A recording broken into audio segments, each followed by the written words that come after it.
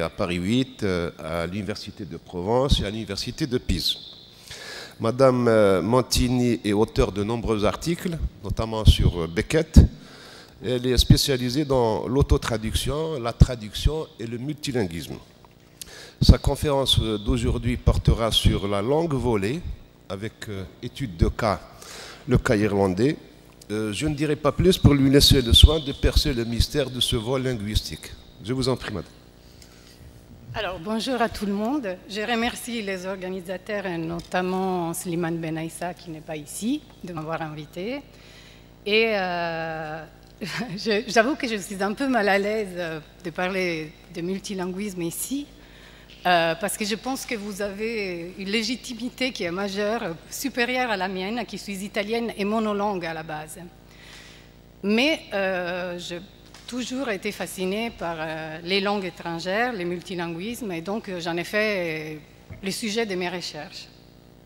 Et alors je ne pouvais pas entrer dans votre territoire, parce qu'il est très vaste et très complexe pour moi, et vous le maîtrisez beaucoup mieux que moi, et j'espère que cette petite conférence pourra animer un débat, et j'ai envie d'apprendre de vous plus que vous n'apprendrez de moi. Et ce dont je vais parler, c'est un cas d'un pays qui a perdu sa langue originelle, si on peut dire, qui a changé de langue à cause d'une violence colonisatrice aussi, mais il a fait de ces changements une richesse qui se voit chez des écrivains comme Joyce et Beckett.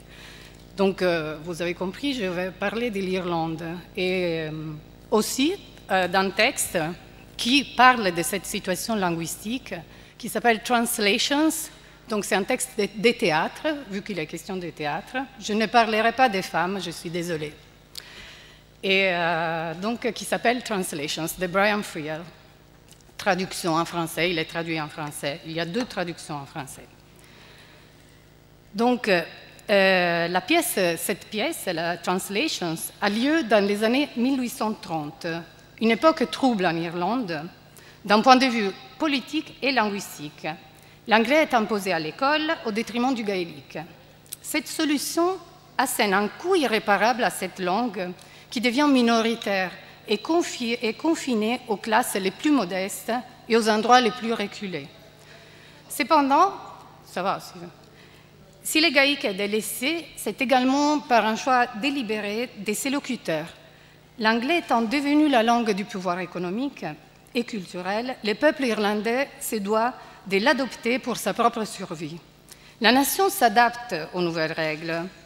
Je vous rappelle tout de même que d'abord, il y a eu une invasion normande au XIIe siècle et ensuite, au XVIIe siècle, XVIe siècle, le XVIIe siècle, les Anglais ont colonisé l'Irlande. Donc, les Anglais, si les Normands avaient interdit à l'époque de parler irlandais et de se mélanger à la population, les Anglais affichent leur mépris pour une langue qu'ils considèrent comme barbare et inférieure. Et ce qui fait que les Irlandais essayent, les Irlandais plus riches, plus puissants, ils essayent de changer leur nom et d'abandonner leur langue. Mais là, à la fin du XIXe siècle, il y a un mouvement qui s'appelle la Ligue gaélique qui essaye de réévaluer la langue irlandaise. C'est un mouvement nationaliste et comme tous les mouvements nationalistes dans des pays colonisés, s'appuie aussi sur l'importance de la langue originelle du pays. Donc c'est Douglas Hyde qui est le fondateur de la Ligue gaélique et auteur du livre, qui est un peu le livre précurseur, disons, de ce mouvement, qui s'appelle « The Necessity of De-Anglicizing Ireland ». C'était écrit en 1892. Dans cet ouvrage, Hyde affirme la nécessité de déangliciser l'Irlande afin de retrouver une idée de nation authentique. Et la politique de l'Irlande, de la langue promue par la Ligue, renforce la volonté d'émancipation du joug du peuple colonisateur, mais n'est pas soutenue de façon unanime, parce qu'à l'époque, déjà, l'anglais était une langue dominante, et moi, je travaille surtout sur la littérature, Et la littérature c'était plus facile d'écrire en anglais pour se faire connaître. Donc la diglossie était de plus en plus rare et ça empêche un véritable retour aux racines. Et d'ailleurs, quelles racines? Parce que l'Irlande a mélangé sa culture à d'autres cultures. Donc la langue irlandaise a été remplacée par l'anglais et une autre culture est venue se télescoper à la culture nationale et à son folklore. Je vous lis... Hop, non, comme ça, voilà. Alors, c'est une citation du livre de Kibert, Inventing Ireland, c'est-à-dire l'invention de l'Irlande. Et il reprend un discours de Hyde. Beaucoup d'enfants n'avaient pas conscience de l'existence dans leur culture de deux langues. Dans les Connacht que connaissait Hyde, les parents parlaient souvent irlandais à leurs enfants, qui répondaient uniquement en anglais, et seulement quand Hyde demanda à certains d'entre eux, alors je ne sais pas lire les gaéliques, donc je vous laisse lire, tu ne parles pas l'irlandais? La réponse fut, mais ne suis-je pas en train de parler irlandais? Cette situation s'est répétée dans les classes du Gaeltacht, où les enseignants ne parlaient que l'anglais à des enfants qui ne parlaient que l'irlandais. Hyde se demandait s'il y avait un autre pays au monde où les enseignants instruisaient des enfants qui ne pouvaient pas les comprendre ou des enfants apprenaient des maîtres qu'ils ne pouvaient pas suivre. Alors, je ne sais pas si quelqu'un d'entre vous a vu le film Razzia, qui m'a un peu fait penser à cette situation. Le film commence par l'image d'un maître d'école qui enseigne à ses élèves en arabe dialectal au Maroc. Et les élèves participent avec enthousiasme parce que le maître est très charismatique. Mais les autorités ont décidé qu'il faudra seulement enseigner en arabe classique à l'école et ils imposent à ces maîtres enthousiastes de parler arabe classique à ces élèves, lesquels ne comprennent rien et l'atmosphère de l'école est plombée et les maîtres décident de quitter la ville et d'abandonner son métier. Et c'est un peu la situation de cette incompréhension entre une langue qui est imposée et une langue qui est véritablement parlée. Donc ici, la nécessité de traduire l'irlandais devient un problème central. Et en littérature, je parle. Les écrivains anglo-irlandais, Douglas Hyde, Lady Gregory et John Synge, par exemple, développent un style littéraire qui associe la syntaxe des expressions irlandaises à une base des langues anglaises, en créant un dialecte anglo-irlandais particulier qu'ils utilisent pour traduire la littérature irlandaise et anglaise et pour écrire leurs propres œuvres. Donc il y a une floraison de traductions de l'irlandais en anglais, de même que de l'irlandais en anglo-irlandais ou hiberno-anglais. Hiberno, c'était l'ancien mot pour l'Irlande. Et donc, à cette époque, on publie énormément de traductions. Et ces mouvements font que les ventes, les copies, les publications prolifèrent de façon exponentielle. Et en effet, si on a pu déangliciser l'Irlande, comme disait Hyde, c'est justement par le biais de ces traductions, car l'anglais continue d'être parlé par la grande majorité de la population. Mais c'est un anglais entaché de couleurs locales, pour ainsi dire. Dans ces mouvements, la traduction devient une façon puissante d'affirmer une autonomie nationale qui est d'abord culturelle car écrite. Cette autonomie se distingue par son caractère hybride et hétérogène, par un mélange de langues et de cultures et par l'interprétation de différentes traditions. C'est pour toutes ces raisons que les concepts des nations s'expriment dans les langues parlées, dans les pays, et non pas dans une langue restaurée, rattrapée in extremis avant sa disparition, qui est le gaélique irlandais. Et cependant, c'est sans doute également grâce à ces efforts pour retrouver une tradition que l'irlandais résiste à l'extinction. Joyce reconnaît, non sans ironie, qu'il y a des endroits où les Irish Revival jouent un rôle très puissant. Alors, je cite Joyce. La Ligue gaélique a tout fait pour que cette langue renaisse. Tous les journaux irlandais, à l'exception des organes unionistes, tirent un de leurs articles au moins en irlandais. La correspondance entre les grandes villes s'est faite en irlandais. On enseigne la langue dans la plupart des écoles primaires et secondaires, et dans les universités, elle a été élevée au même rang que les autres langues modernes, français, allemand, italien, espagnol.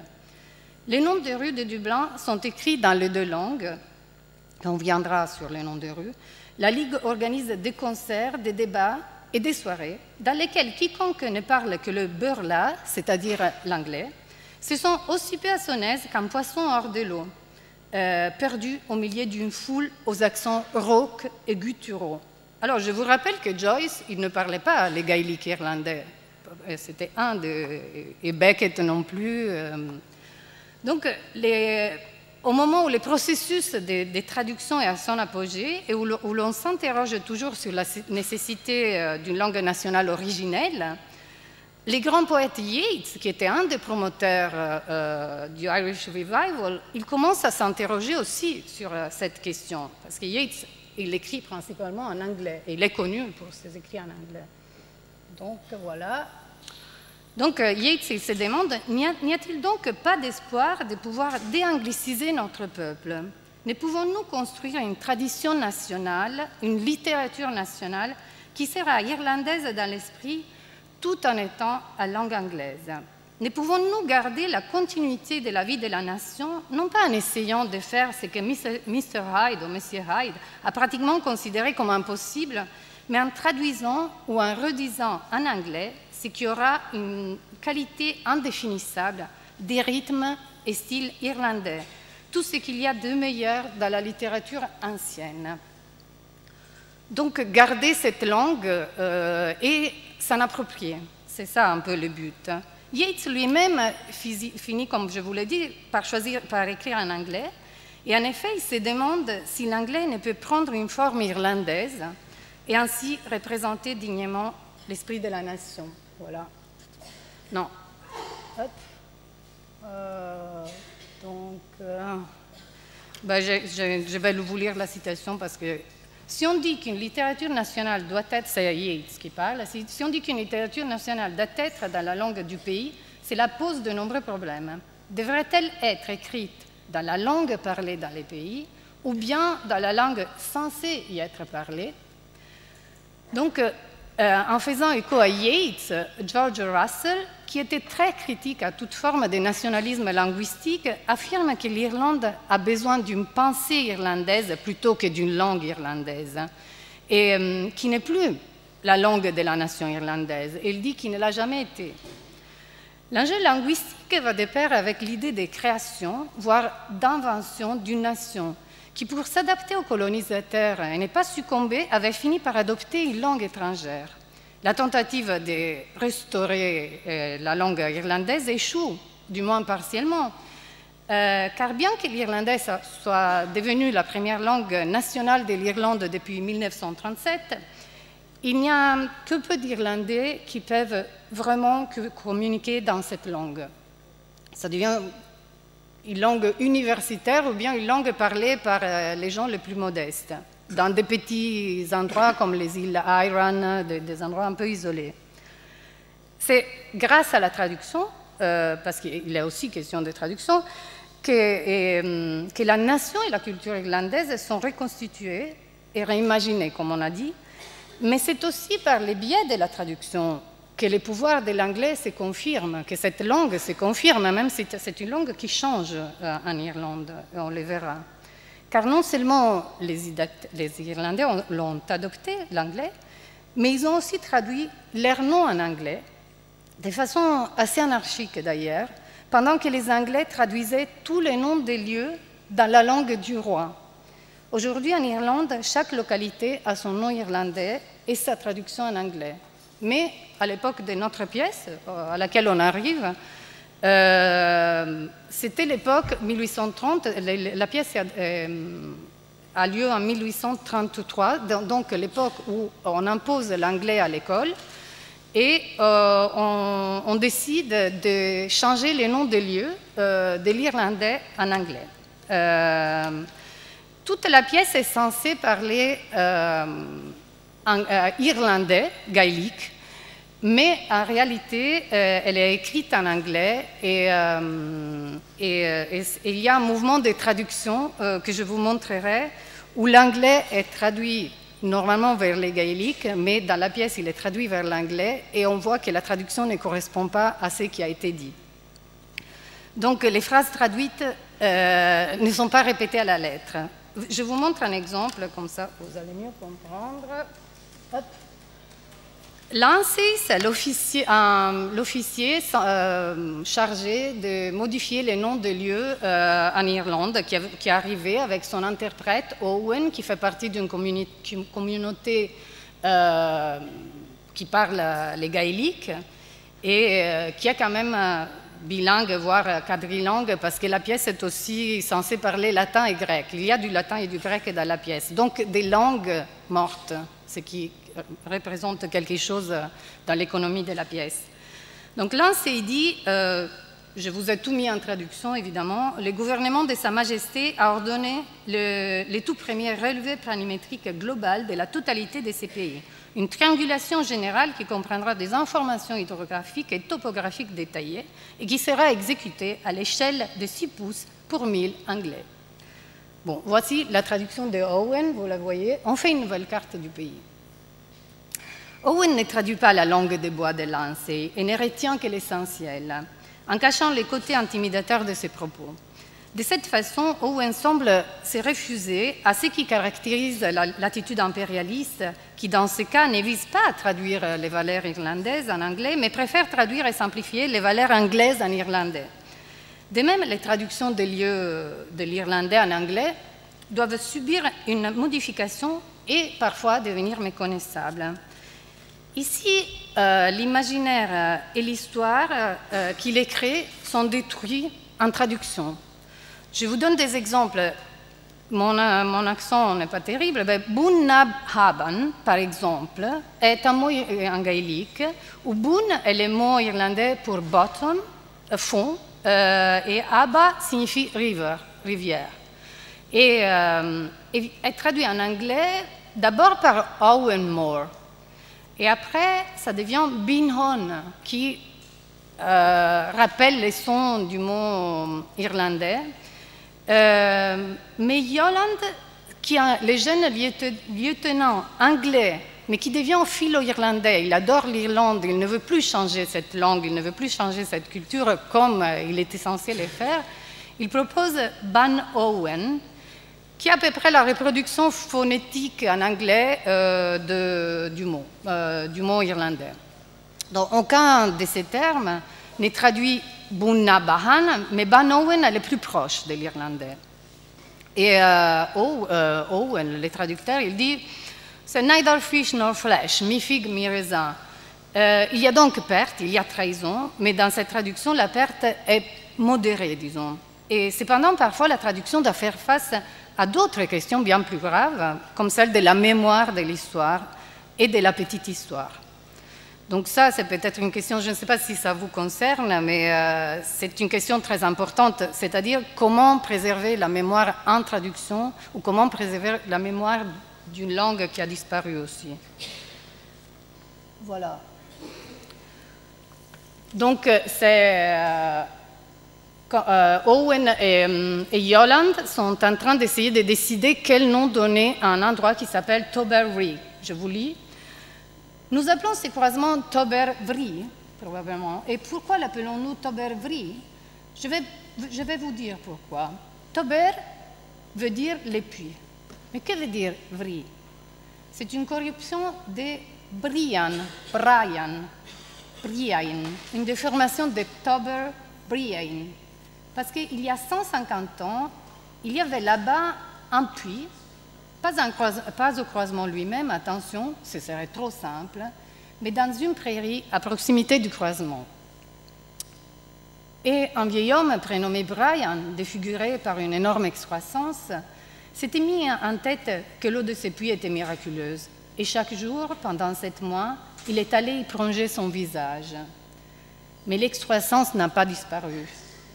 Et un matin, on a retrouvé Brian noyé dans ce puits. Depuis ces croisements, on a toujours porté le nom de Tobervry. Je me suis trompée dans même si le puits est tari depuis longtemps. Je connais l'histoire parce que mon grand-père me l'a racontée. Mais demande à Dolty,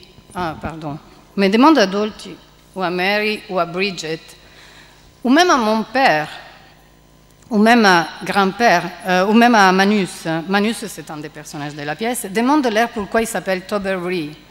Tu crois qu'ils le sauront? Je suis certain qu'ils ne le savent pas. Alors la question que je te pose, lieutenant, est la suivante. Qu'est-ce que nous faisons avec un nom comme celui-là? Nous renonçons totalement à Tobermory et nous appelons cet endroit comment? Les croisements, les carrefours? Ou bien nous gardons pieusement le souvenir d'un homme mort depuis longtemps, dont le nom s'est érodé et jusqu'à devenir méconnaissable et dont plus personne ici ne se remémore l'histoire sans intérêt. Yolande, qui, comme je vous l'ai dit, petit à petit renonce à renommer les lieux en anglais, décide de garder le nom du lieu tel quel, Tobermory. Même si Owen pourrait être le seul à se souvenir de cette anecdote, le nom reste évocateur et rend hommage à ce pauvre homme. Et quand même ne serait-il pas évocateur, on pourrait soupçonner que derrière ces mots, il y a une histoire. L'imaginaire est ainsi toujours à l'œuvre dans ce nom de lieu apparemment anodin. Tobermory est déjà une traduction qui fait la tradition du lieu. Et les retraduire de façon mécanique comme le veut Lindsay ne peut que tout anéantir. Lindsay, c'est l'officier chef, disons. Ici, la question de savoir comment préserver une culture et une langue désormais oubliée par la majorité de la population devient la question centrale. Pour Friel, l'auteur de la pièce, une traduction authentique du fait qu'elle respecte les génies des deux traditions est le moindre des mots pour ce qui est de la négociation entre tradition et modernité. Donc il y a une importante... en fait, les auteurs du Irish Revival qui voulaient restaurer l'anglais, ils n'arrivaient pas à négocier avec la modernité qui avait changé la structure du pays, même si à cause d'une violence. Donc une culture peut mourir non seulement à cause de son incapacité à s'adapter, à évoluer, mais aussi à cause d'une oppression étouffante exercée par une puissance étrangère. Et Hugh, qui est le père alcoolique et cultivé de Owen, parle en ce sens d'emprisonnement. Je pensais voilà. Les mots sont des signes, des marques conventionnelles. Ils ne sont pas immortels. Il peut arriver, pour employer une image que vous comprendrez, il peut arriver qu'une civilisation soit empoisonnée dans un contexte linguistique qui ne correspond plus au paysage de la réalité. Donc, quelle langue correspond maintenant à la réalité? Ces mots sont une allusion à une idée de George Steiner qu'il développe dans Après Babel, After Babel. Une fois l'anglicisation terminée, les Irlandais et les Anglais, au lieu de parler une langue identique, seront davantage divisés par cette même langue. C'est peut-être une chose qui peut arriver ici avec les Français, j'imagine. Une même langue, mais deux imaginaires différents, et les sentiments d'étrangeté par rapport à la langue anglaise, qui se répand tout au long de la pièce, confirmeraient qu'il s'agit là du leitmotiv des translations et de l'histoire irlandaise, et de la langue irlandaise, bien sûr.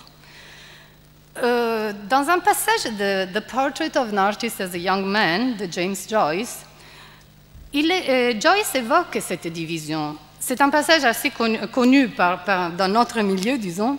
Il parle de la différence inéluctable entre deux façons de parler la même langue et aussi un sentiment d'illégitimité. Il s'agit d'une conversation entre Stephen, l'héros de The Portrait, et les doyens anglais qui boitent comme Loyola, mais qui n'a pas la même étincelle dans ses yeux. Et si on pense à étincelle, étincelle veut dire énergie, intelligence, imagination. Donc c'est anglais qui est sans imagination. Je vais vous donner la citation. Donc ils sont en train de parler d'une lampe, d'un problème dans la lampe. Et pour revenir à la lampe, dit-il, les doyens, l'alimentation de celle-ci présente aussi un problème délicat. Il faut choisir l'huile pure, avoir soin de remplir la lampe, ça la faire déborder, ne pas verser plus que l'entonnoir ne peut contenir. Quel entonnoir demanda Steven. L'entonnoir au moyen duquel vous versez l'huile dans votre lampe. C'est cela, dit Steven. Cela s'appelle donc un entonnoir. N'est-ce pas un verseur? Oui, c'est là, c'est l'entonnoir. Cela s'appelle donc un verseur dans les bas Drumcondra, dit Steven en riant. Là, on parle les meilleurs anglais, en Irlande. Un verseur, répéta le doyen d'un air méditatif. C'est un mot de plus intéressant. Je chercherai ces mots dans les dictionnaires. Ma parole, je vais les chercher. Steven, dans ce cas, comprend que cet homme vient du même pays que Ben Jonson, donc de l'Angleterre, et cet échange est le fruit d'une réflexion qui est aussi un aveu de non-appartenance. Et il dit, il réfléchit, il dit, la langue que nous parlons lui appartient avant de m'appartenir. Combien différents sont les mots patrie, Christ, bière, maître sur ses lèvres et sur les miennes. Je ne puis prononcer ou écrire ces mots sans une inquiétude spirituelle. Son idiome, si familier et si étrange à la fois, sera toujours pour moi une langue acquise. Je n'ai ni façonné ni accepté ces mots. Ma voix les tient aux abois. Mon âme s'exaspère à l'ombre de son langage. On voit bien là pourquoi Joyce choisit cette langue mélangée, étrange, étrangère, tout en prenant comme base l'anglais. Et c'est le cas d'autres Irlandais. Et les Irlandais, tout comme Steven, partagent une langue qui ne leur appartient pas, une langue qui leur est d'autant plus étrangère qu'elle a d'abord été parlée par les doyens, sers locuteurs légitimes, car véritablement anglais. La traduction, mais aussi la transformation de cette langue de son intérieur, devient un procédé nécessaire pour que l'imaginaire associé à la langue, à la fois morte et toujours vivante, puisse encore témoigner d'une présence. Même si personne ne connaît plus l'histoire du puits de Tobervry, les noms renvoient, qu'on le veuille ou non, à cette histoire-là. De même, l'Irlande s'est battue pour retrouver son indépendance et ses racines, construisant les bases de sa culture grâce à une forme de traduction interne, centripète et centrifuge à la fois.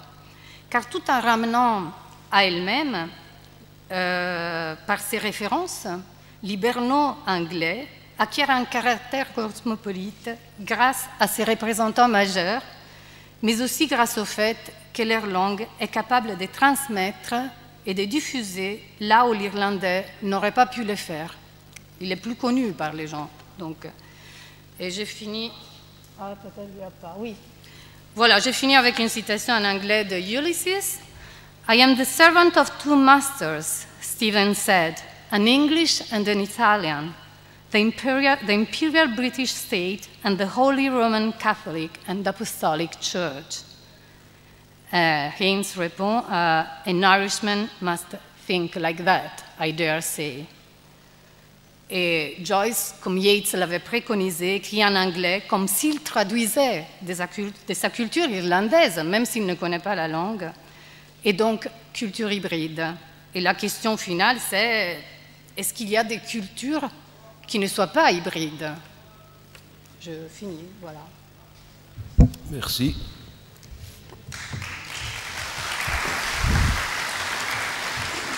Merci, Chiara, de renvoyer à l'image de celui qui pense en français et écrit en arabe, ou qui pense en arabe, en berbère et écrit en arabe. Donc c'est